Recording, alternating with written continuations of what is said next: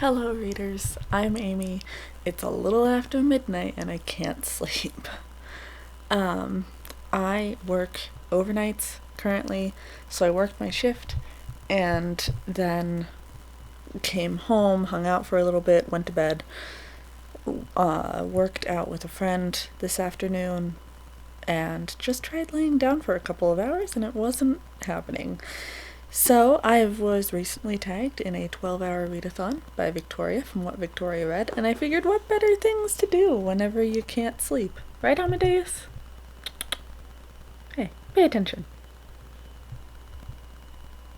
He says I'm right. Because that's what cats think, right? That their owners are always right. Recently... it was just after I did my book haul, which is why it wasn't in the book haul. But I keep hearing so much about Children of Time, so I figured, why not get Children of Time? Because Chris had an Audible credit and he hadn't used it yet. And I'm like, sweetie, can I have your Audible credit? And so he let me use his Audible credit. So I've got the audiobook to listen to. I've got a new puzzle that I'm working on. Well, not a new puzzle, but it's the latest puzzle that I'm working on. And I've also started The Bell Jar. I haven't been doing as much reading this month as I normally would. A lot of my reading in the last couple weeks has just been focusing on a 500 plus page book this month. So I haven't done nearly as much reading as I usually would, which isn't a bad thing. But I figured, what better way to kind of catch up on my book count than do the 12-hour readathon, and like I said, it'll kill some time until I can fall asleep, if I can fall asleep tonight. So I guess follow me around in this vlog as I do some reading and do some hanging out.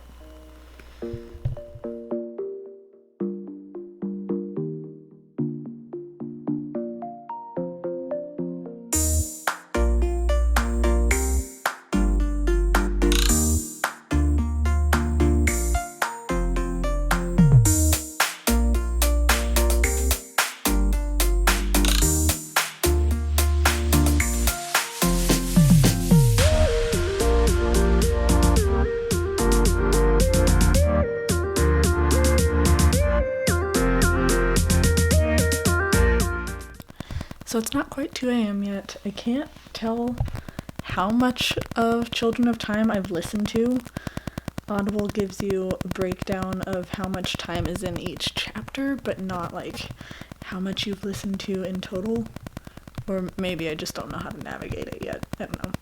But I'm gonna go ahead and give that a break and start reading The Bell Jar, because I need a break from this puzzle. Children of Time. You have this woman who's helped create a nanovirus that's supposed to do a really perfected evolution process on primates in this new planet, and then for whatever reason her spaceship is blown up and she manages to escape. And then I think she's actually separate from this other spaceship that has people that have been in cold sleep that are receiving signals and coming close to this new planet. And on this new planet, the virus that was created for the primates who were blown up in the space station incident, the nanovirus started acting on invertebrates because you can't plan science like that.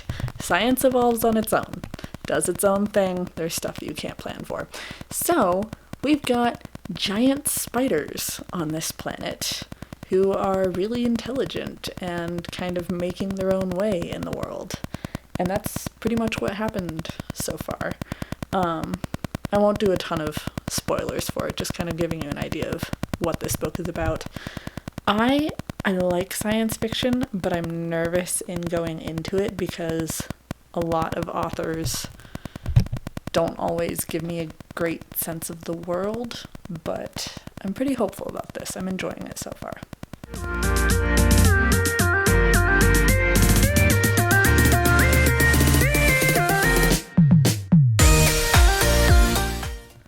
Alright, it is like a little after 5:45 a.m. and I am still up and not really tired.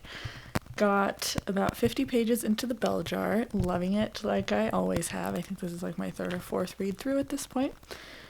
Children of Time is Interesting. So these spiders, as well as the ants that are kind of their main antagonists on this planet, are using tools. Like they have wood armor, they're using metal, they're using glass, they have culture. The way they're talking about using some ants as a workforce shows that these spiders are progressing kind of a similar way to human history, with racism and slavery. And it's kind of a reversal on feminism, where the female spiders rule the colonies and have all the say, and the males are the lesser beings and they're pretty much just there as sexual objects. So I think the world that is being built here is so cool. I'm really enjoying this. The page count at the bottom of the screen says 600, and I actually just finished a book that was over 550 pages, so I guess I'm getting some big books done for my yearly goal. Yeah, I'm interested to see where this book takes us.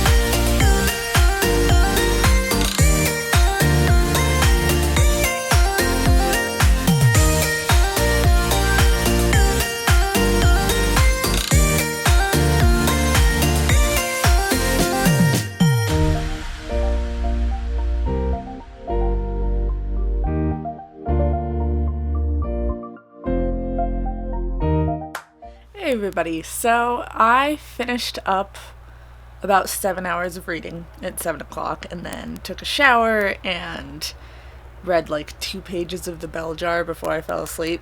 Apparently that's just going to be my day. It is almost 2 o'clock in the afternoon and I have to meet with my teacher, and then I don't know what I'll do. Maybe I'll go for a walk and listen to some more Children of Time, but I think I've gotten quite a bit of reading done. I am in the 50s on The Bell Jar and over 6 hours into Children of Time. So 12-hour reading vlog is a little bit broken up, but still getting it done. And I'll check in with you all later. Alright everybody, it has been about 9 hours that I have been reading. I don't think I'm going to finish a full 12 hours because I'm going to go play board games with some friends and hang out with their cats. But I've made it, see, Children of Time is 16 hours, 30 minutes, roughly, as an audiobook. And I have about 8 hours left. So 600-page book, we'll say I read a little over 300 pages, and I'm still in the 50s on Bell Jar. So final count will be up in the corner, roughly. I'm not really going to do the math. We'll say 357. We'll just say 357 pages, which is pretty good. I don't usually read in large chunks unless it is through an audiobook. I have trouble just like sitting still, so I'll read 10 pages, I'll move, I'll read 10 pages, I'll move, I'll read 10 pages. But audiobooks let me move around and take walks and do puzzles and all of that. So yeah, it's been a good reading day. Reading morning, I guess, since I read for like 7 hours straight this morning. But that is it. So thank you, Victoria, for the 12-hour reading vlog tag, and I hope you're all having a great month. Bye, friends.